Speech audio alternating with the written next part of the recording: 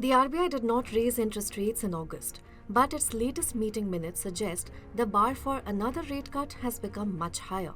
And for the first time in this cycle, policymakers are openly discussing what could bring rate hikes back into consideration. So, is the RBI preparing to raise rates again? On 5th August, the six-member Monetary Policy Committee unanimously kept the repo rate unchanged at 5.25%, while retaining its neutral policy stance. But the minutes show policymakers are becoming increasingly cautious about inflation. India's retail inflation rose to 4.45% in July. That's still within the RBI's 2 to 6% tolerance band, but above its 4% medium-term target. And the RBI expects inflation to rise further in the coming months.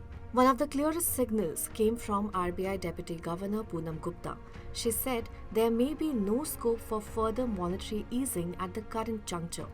More importantly, she said a case for a rate hike could emerge during the financial year.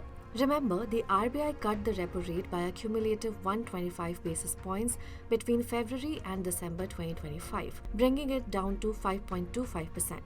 Now, the debate has changed. The question is no longer simply how much further rates can fall, but whether rising inflation could eventually force them higher. The RBI expects headline inflation to peak at 5.9% in the third quarter of FY27 before moderating. So, what is driving the risk? First, food prices. An uneven monsoon and the evolving El Nino could affect agricultural output and push food inflation higher. Then there is crude oil. Oil prices have climbed again this month after easing in July. And expensive oil doesn't just mean higher fuel costs. It can raise transportation, manufacturing, and other input costs across the economy. But the RBI's bigger concern is what happens if those pressures don't remain confined to food and fuel.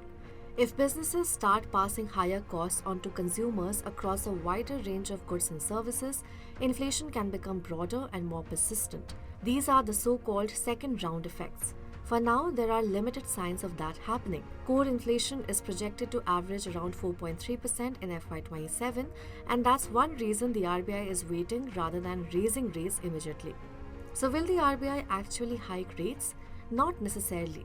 A rate hike is not the RBI's base case yet. The message from the August meeting is essentially wait and watch. The RBI wants more evidence that inflationary pressures are spreading before changing policy.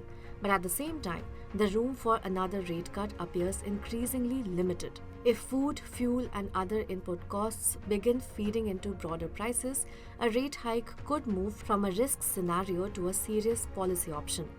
For borrowers, that means expectations of another round of cheaper home, auto, or business loans may need to be tempered.